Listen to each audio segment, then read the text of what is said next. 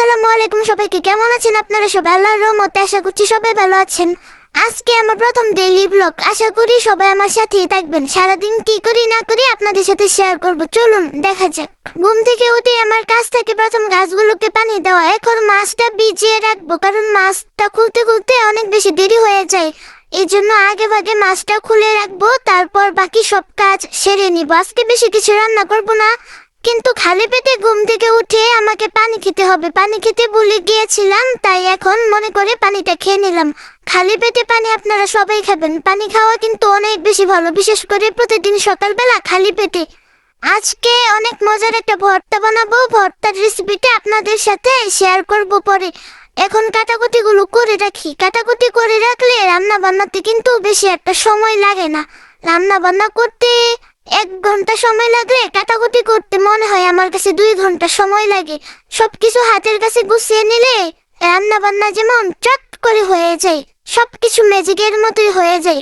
আমি আগে রান্না করতে পারতাম না, কিন্তু এখন টুকটাক একটু একটু রান্না বান্না করতে পারি, কারণ আমাকেও খেতে হয়, আমার ছেলেকেও খাওয়াতে হয়। আর রান্না করতে করতে এখন রান্নার প্রতি একটা ভালোবাসা জন্মে গেছে।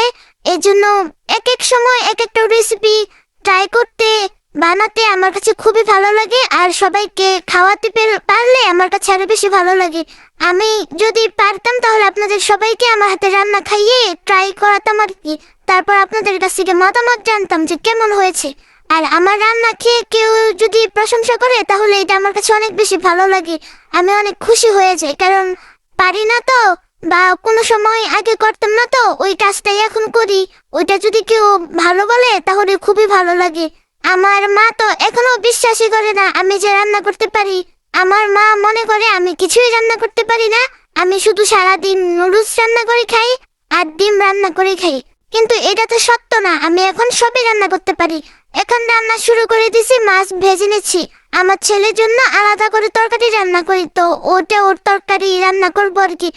বাজারে যাব, বাইরে বেরিয়ে দেখি ঝুম বৃষ্টি। কেমনটা লাগে বলেন তো? তারপর একটা দোকানে বসলাম। দোকানে বসে আমার জরিমানা লেগে গেল, কারণ একটু পর পর এটা খাবো ওইটা খাবো বলে মাথা নষ্ট করে দিচ্ছিল। বাজার থেকে শাক আনলাম, এতটুকু লাল শাকটা কি 20 টাকা, বলেন তো এই মানুষ কি খাবে, কিভাবে বেঁচে থাকবে? বাজারে সবজির দাম আকাশ চুম্বি, এত দাম সবজি। আমি যে কি করব, বাজারে যেতে আমার ভালোই লাগে না কেন জানি, কিন্তু সবজি টবজি তো কিনতে হয়, খাওয়াতে হয়। আমি সবজি বেশি একটা পছন্দ করি না, কিন্তু নিবানকে খাওয়াই। টমেটো আনলাম 120 টাকা কেজি, আধা কেজি আনলাম কারণ আমরা কম মানুষ।